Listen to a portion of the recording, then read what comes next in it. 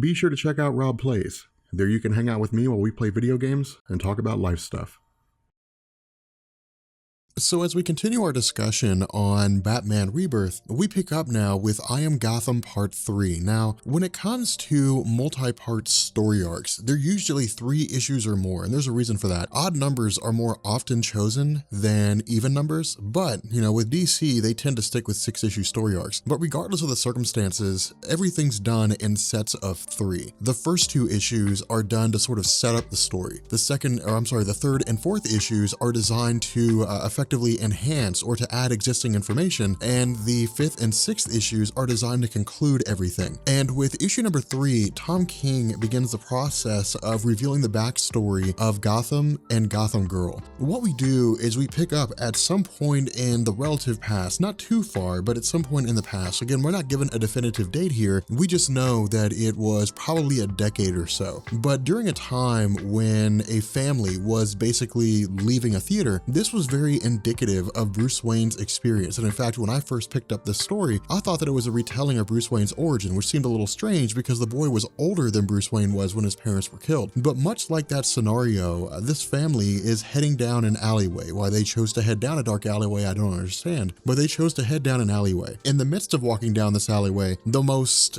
predictable scenario happens, and they're held at gunpoint. Now, where the father steps in and tries to protect both his wife and his son, the man is basically subdued. The father is almost immediately subdued, and the result is that the gun again is turned to the mother and eventually the son. But Batman steps in here, and Batman basically saves the life of this family. Now for Bruce Wayne, this is a big deal because this is effectively a repeat of the scenario in which he lost his parents. And this kind of situation resonates more with Bruce Wayne than any other kind of situation. Despite the things that the Joker does, that Clayface, Two-Face, the Penguin, so on and so forth, they're usually part of a bigger scheme in the comic book realm. They're part of a bigger ongoing set of events in Gotham City. But things like this that depict a family being held at gunpoint in the same fashion as Bruce Wayne's family when his parents died, this strikes a chord, and Bruce Wayne immediately lashes out. But for Batman, this is also a chance for him to be the person that wasn't there when his family died. And this is what he does,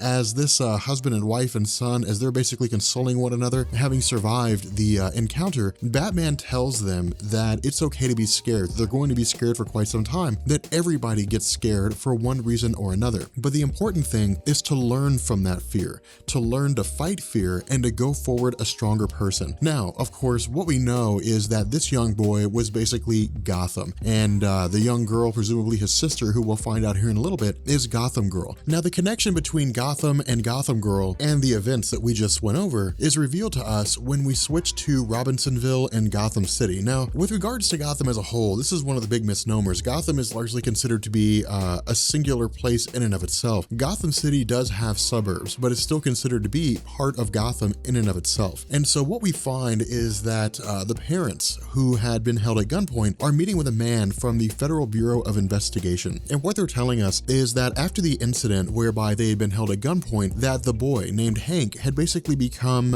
obsessed with Batman to a degree. The word that Tom King chooses to use here is enamored, but the evidence seems to contradict that. The evidence says otherwise. With all the various news clippings and all the posters and all the pinups and so on and so forth, it seems as though Hank has developed an obsession with Batman as a concept. In addition to this, while his younger sister was not present at the robbery because she was at a friend's house, in the end, the experience that Hank had basically rolled over onto her, that she sort of became just as obsessed as he did with the idea of overcoming her own personal fears. Now, Tom King's being a little thin here with regards to, the relationship between a brother and a sister in terms of how one's experiences impact the other. We can really just kind of take it at face value that in some form or fashion, he had basically reached out to her and he had informed her of her experience, or I guess of his experience, and how it changed his life. But the fact remains that his sister Claire became just as obsessed as he did, or it seems to become as obsessed as Hank did with regards to Batman. And so this basically shaped his life, and it shaped her life, that Hank began going around and committing as as many,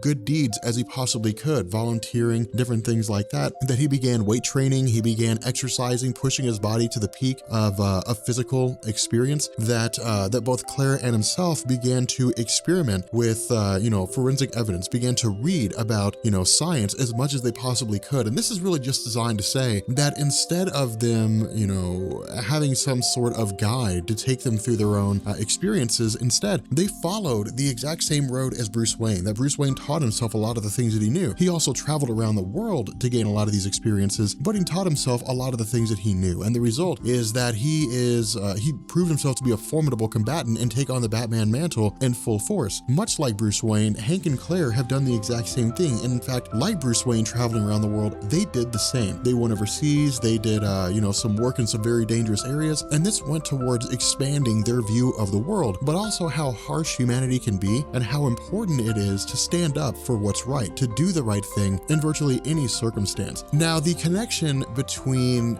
Hank and, Claire with regards to why they're being questioned or why their parents are being questioned by the FBI comes into focus when Tom King shifts the argument. And what he does is he begins having the FBI agent ask questions about money transfers. Now, this is not usually something that's handled by the FBI. This is usually handled by the IRS, so it's a little fishy, but the fact remains here that if there's criminal issues involved, well, then the FBI would begin to involve themselves in the events. And so at the very least, the FBI is just kind of poking around and asking the question why there's two new superheroes in Gotham and where they came from. But what the parents of Hank and Claire say is that at some point while they were overseas, they got a request to wire a large amount of money. No reason was given, but because they were their parents and they were concerned for their well-being, but also because Hank and Claire had been extremely charitable people in how they lived their lives, there didn't really seem to be any concern that anything nefarious was happening. And so they transferred the money, and then I guess a few months later, Hank and Claire appeared in Gotham City as heroes who effectively had the same power as Superman. Now again, this FBI agent's just kind of poking around, or at least a person claiming to be an FBI agent is just kind of poking around, trying to get a lay of the land and trying to understand everything that's going on. But the end result here is that we're getting somewhat of a mysterious backstory. We're not getting all the information. And so before anything else is revealed, the FBI agent effectively leaves. And as he gets into his car, we realize that he's using the alias of Matches Malone, which is also a name that Bruce Wayne uses. And so in effect, Batman's poking around at the history of these two individuals, trying to find out where they came from. Now, in truth, I wasn't really expecting this. I actually thought that it was probably some kind of a henchman of a villain or something along those lines, but this makes sense. This makes perfect sense. With Batman basically doing his research, kind of hunting around behind the scenes, it would stand to reason that he would go as far as to look up the heritage of these two people and to find out where they came from.